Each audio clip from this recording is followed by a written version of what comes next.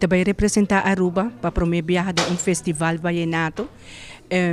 Te assinalei o comissão, é a única pessoa que a representar Aruba é Vicente Kelly, de várias ocasiões na Baía do Par.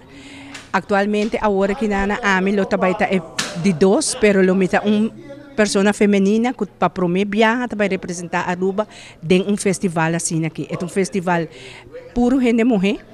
Se chama EBAFE 2019, é internacional.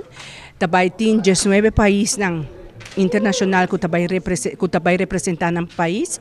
Entre Japão, China, Rússia, Israel, México, Argentina e, por supuesto, Aruba. Me está trabalhando duro arriba esse para assim me vai representar meu país dignamente.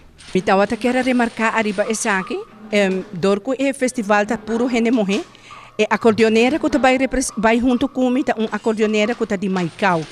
É wayu, é injang.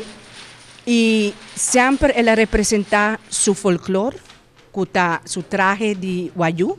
E assim ela vai subir stage dia 23. A mim participar dia 23 de novembro como compositora. Me dois canticas como vai riba, abraço e folclore, e outro também sonho vallenato.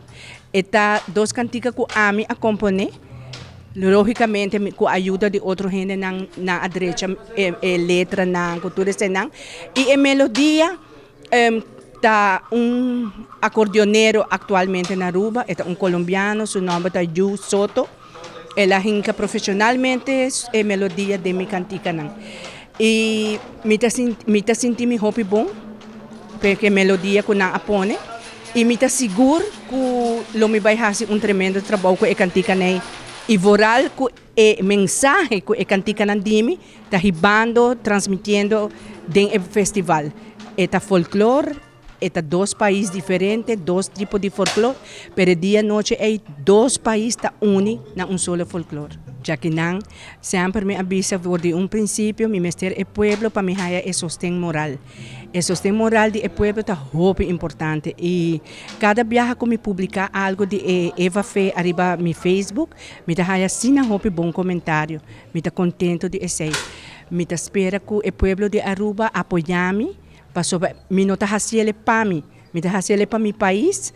E me seguro que depois de isso aqui, Aruba, seu nome também está muito popular. Para me seguro, me tenho fé. Como quero que vai vir com prêmio for de Colômbia.